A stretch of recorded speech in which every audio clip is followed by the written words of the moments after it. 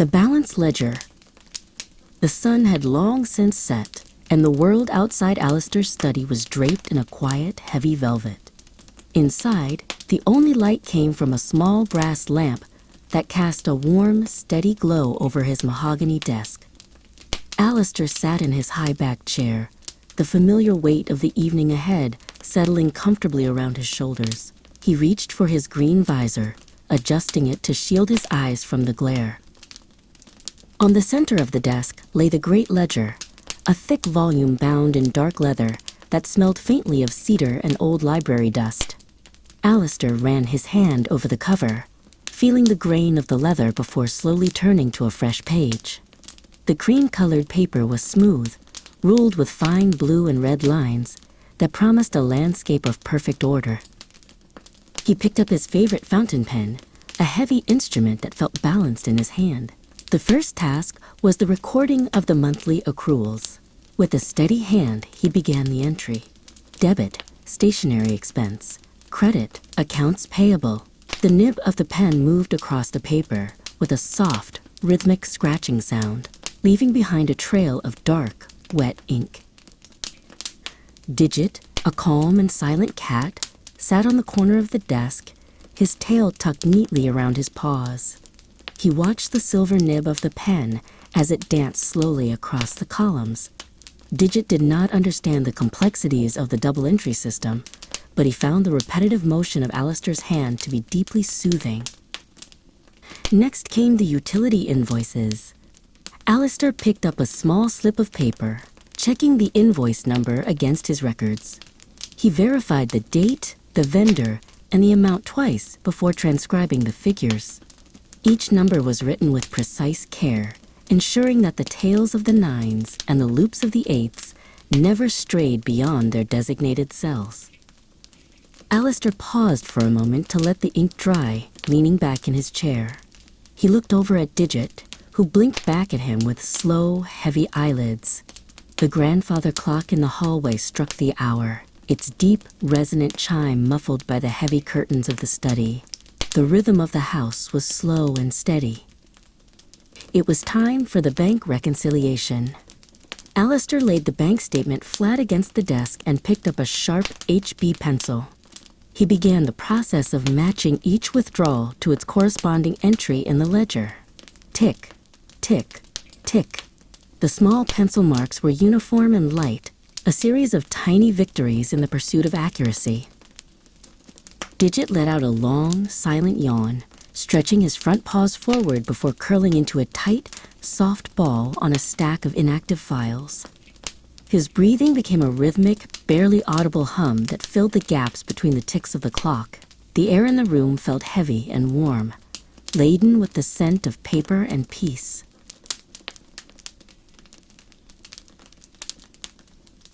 The final calculation was reached. Alistair added the columns one last time, his finger moving down the page like a guide. The totals at the bottom matched perfectly to the penny. Assets equaled liabilities plus equity. He felt the quiet sense of completion. He closed the great ledger, the sound of the pages meeting a soft, muffled thud.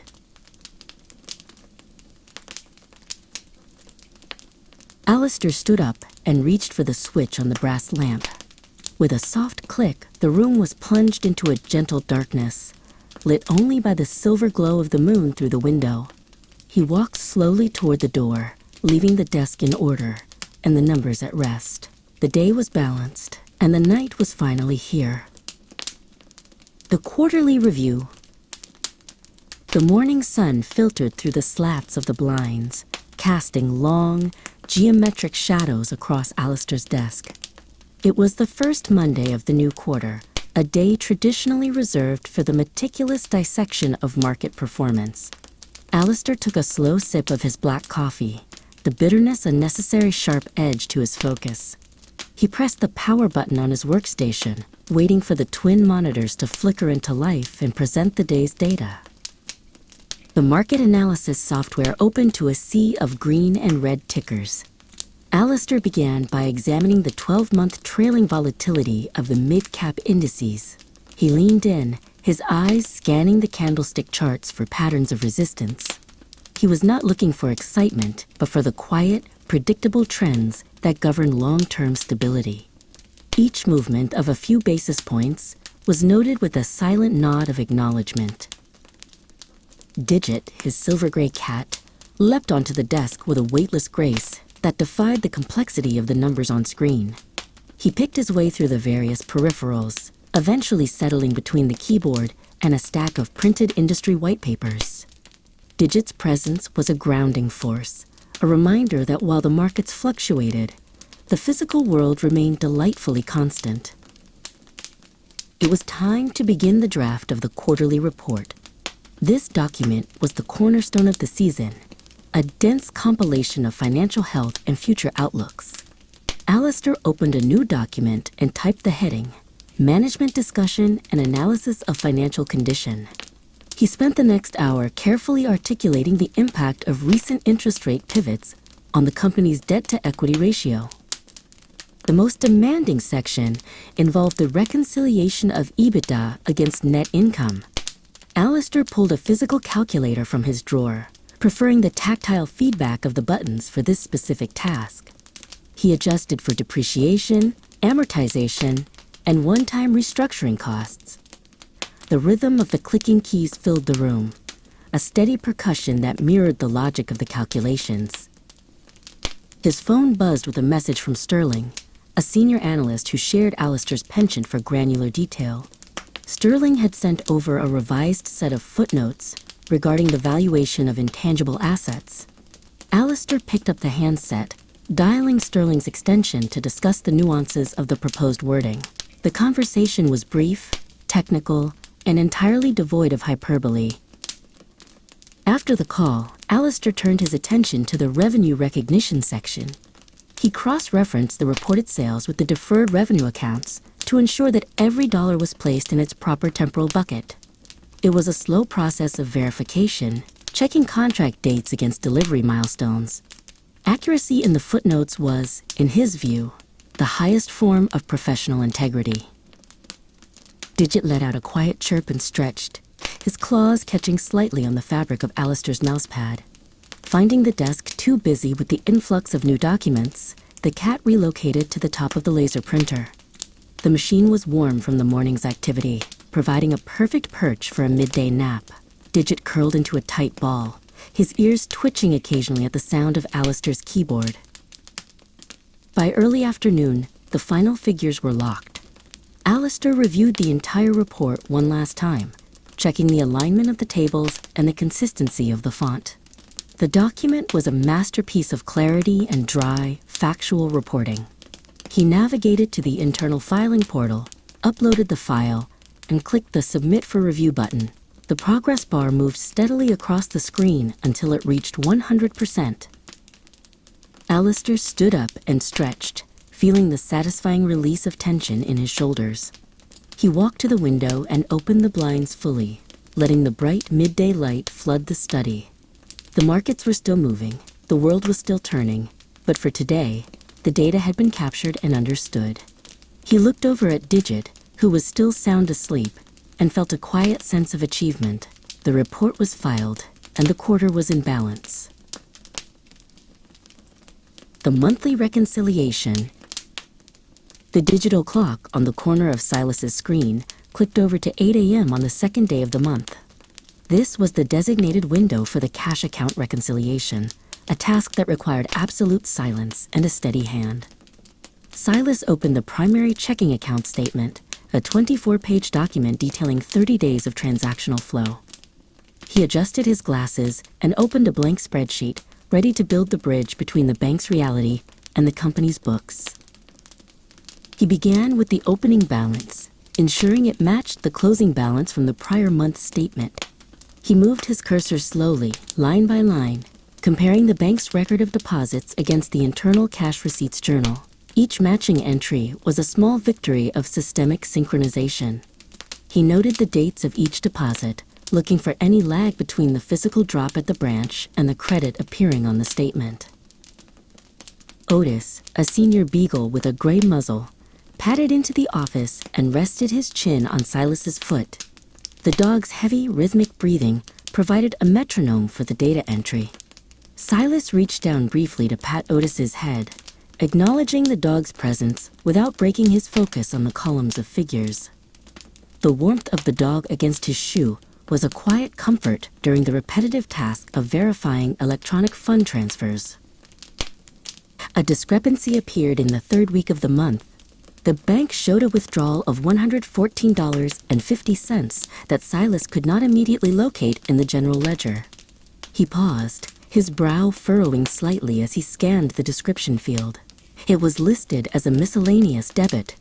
He opened the digital archive of scanned receipts, searching for any transaction that matched the specific dollar amount. He narrowed the search to the dates between the 14th and the 18th. After several minutes of scrolling, he found a digital invoice from a local office supply vendor. The total on the invoice was $114.50, but it had been miscoded in the internal system as a marketing expense rather than an administrative one. Silas made a note to correct the classification in the next step of the process. Next, Silas turned his attention to the outstanding checks list. He cross-referenced check numbers from the previous month that had not yet cleared the bank. He identified check number 4092, issued to a plumbing contractor, which remained uncashed. He highlighted the row in yellow, a visual reminder that this liability remained on the books despite the funds remaining in the bank account.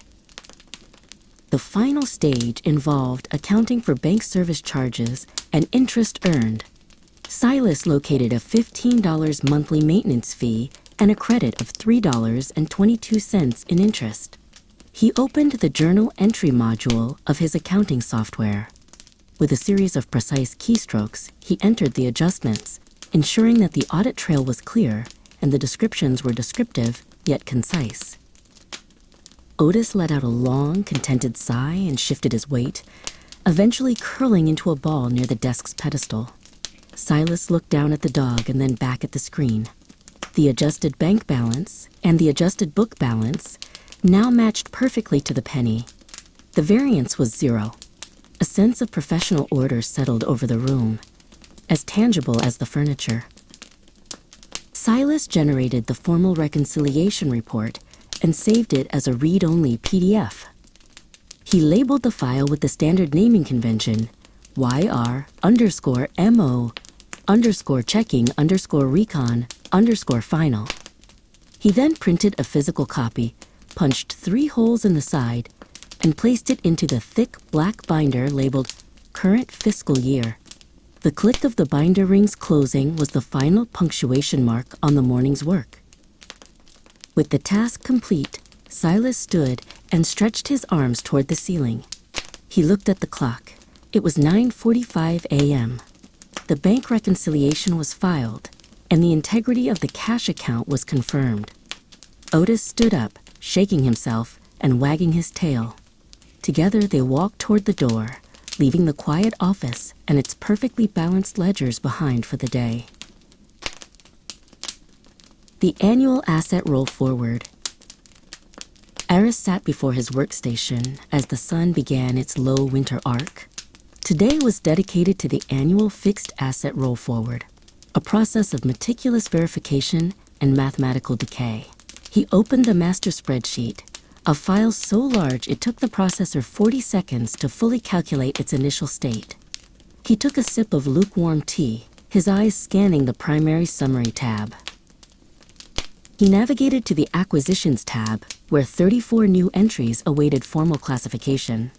Each item, from the industrial HVAC system to the fleet of electric delivery vans, required a unique asset ID and a verified purchase date. Eris moved his cursor with deliberate precision, ensuring that the half-year convention was applied correctly to each new addition to the corporate infrastructure.